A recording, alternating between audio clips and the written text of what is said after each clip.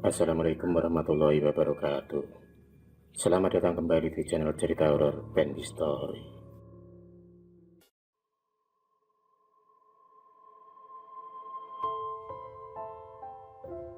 Januari 2010 merupakan hari paling bersejarah di hidup Eva. Karena di hari itu, dia dipersunting laki-laki idamannya. Dialah Ragil. Salah satu laki-laki tertampan di kampus tempat Eva dan Ragil menimba ilmu. Siang itu Eva telah resmi dilamar kekasihnya. Dan kalau tak ada aral melintang, tahun depan mereka akan melangsungkan akad nikah. Ragil merasa beruntung karena berhasil memikat hati darah cantik yang sangat kaya raya itu. Bagaimana tidak? Aset yang dimiliki keluarga Eva tak akan habis sampai 7 turunan sekalipun. Tak hanya cantik, Eva juga kaya raya. Eva juga terkenal sangat baik dan dermawan. Itu terbukti dengan banyaknya panti asuhan di bawah naungan Eva. Eva sendiri adalah anak ketiga dari pasangan suami istri, Pak Tommy dan Bu Heni.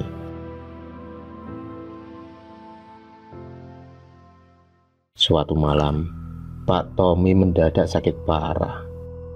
Ketiga anaknya berkumpul atas permintaan Pak Tommy. Raut kesedihan terpancar dari semua anggota keluarga, terlebih lagi pada Eva yang memang sangat dekat dengan ayahnya. Pak Tommy meminta agar semua anaknya tetap rukun setelah kepergiannya nanti. Dan di pesan terakhirnya, Pak Tommy menginginkan agar memelihara blus putih, yang mana blus itu harus dimandikan dengan kembang setaman setiap bulan purnama 3. Hal yang sering dilakukan Pak Tommy sewaktu dia masih sehat.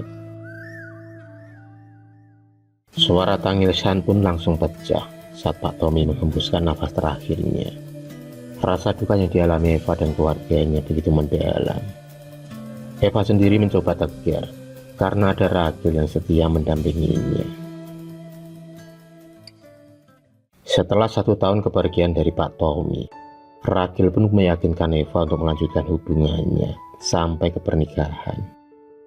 Hal itu pun kemudian disambut baik oleh Bu Heni selaku ibu kandung Eva. Pihak keluarga sudah sepakat kalau Eva meneruskan perusahaan almarhum Pak Tommy, karena kedua kakaknya sudah diwarisi harta sesuai haknya masing-masing. Pernikahan pun berlangsung sangat meriah.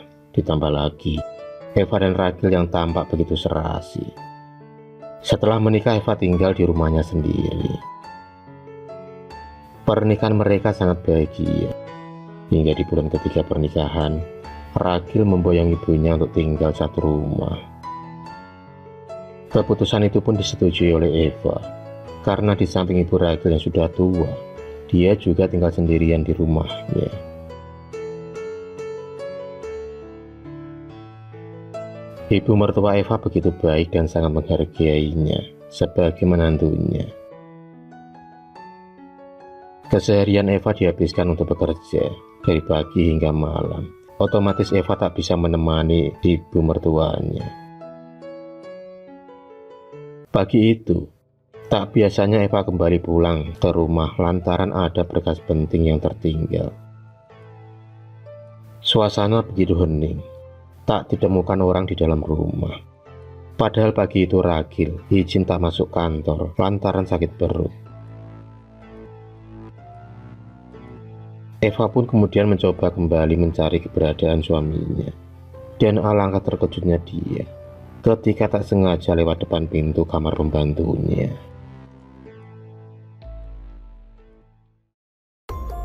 Samar-samar suara Ragil tampak jelas terdengar dari balik pintu kamar Mina.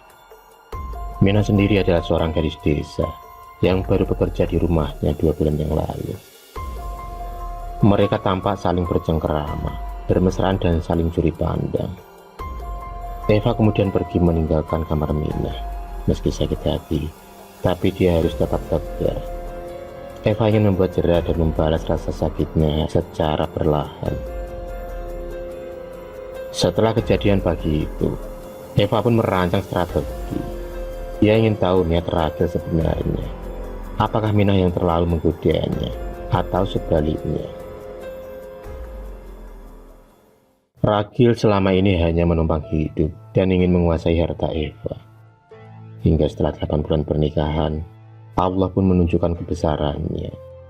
Eva dengan jelas mendengar pembicaraan ibu mertuanya bersama Rachel, di mana percakapan ibu dan anak itu ingin menguasai harta Eva.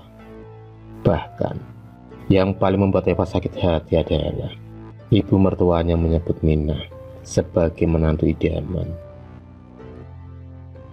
Yang berarti secara tidak langsung, Rachel dan Mina menjalin hubungan telah mendapat restu dari ibu mertuanya. Kini sudah jelas, keputusan Eva untuk menggugat cerai Rachel adalah keputusan yang tepat. Dia tak ingin ada benalu dalam rumah tangganya. Apalagi benalu itu adalah suami dan ibu mertuanya sendiri.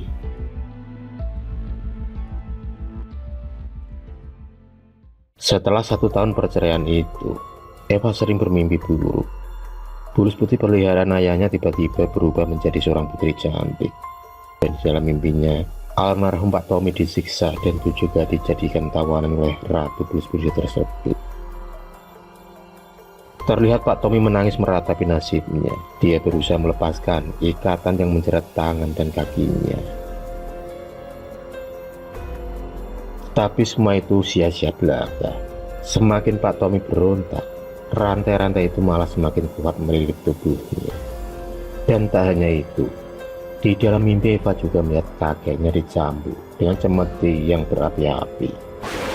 Eva pun berteriak memanggil ayah dan juga kakeknya, hingga membuat seisi rumah dibuat kaget dengan suara Eva.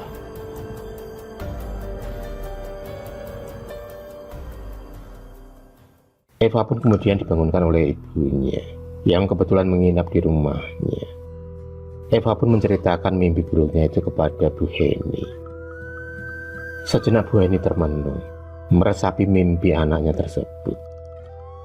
Dia kemudian mengambil air dan juga kembang setaman guna memandikan Bulus putih peliharaan Pak Tommy.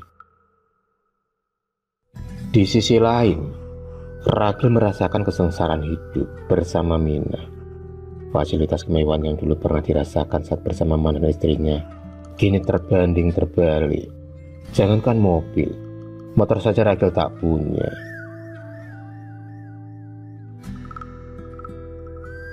Keadaan ini membuat ibunya sering uring-uringan.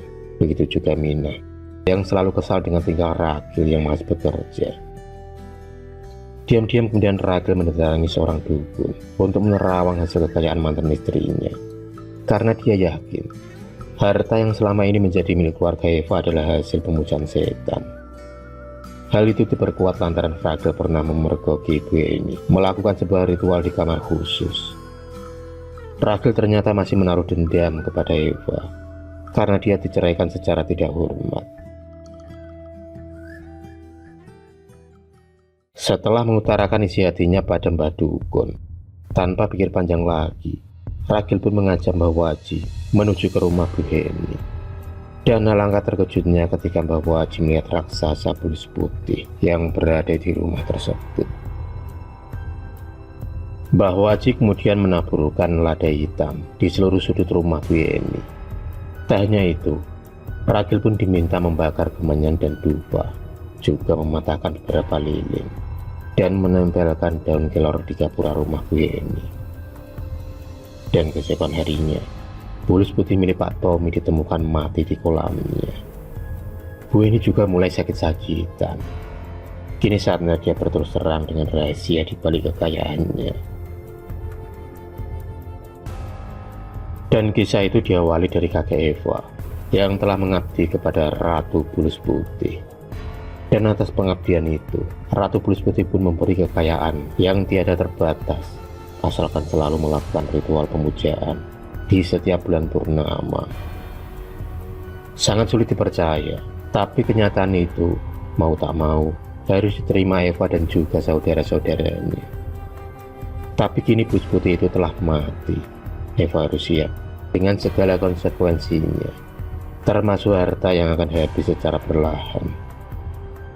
Dan itu ternyata benar adanya. Aset pun turun secara drastis dan hutang pun di mana-mana. Eva semakin yakin bahwa ayah dan juga kakeknya menjadi budak setan Mereka masuk dalam tipu dayanya. Eva pun tak bisa berbuat apa-apa karena nasi telah menjadi bubur. Yang bisa dilakukan Eva saat ini adalah berdoa.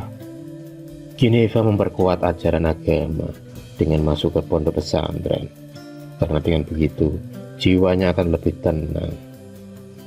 Di tempat lain, tampak Ragil tertawa puas dengan nasib yang dialami oleh Eva. Tapi dari semua kejadian itu, Eva malah bersyukur karena sudah terlepas dari jeratan setan.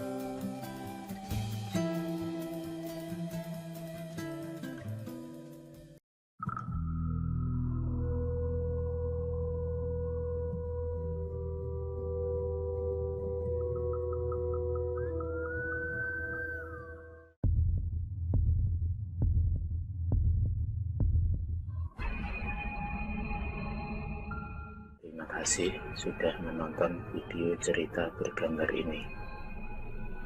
Klik subscribe untuk terus berlangganan video-video cerita bergambar selanjutnya.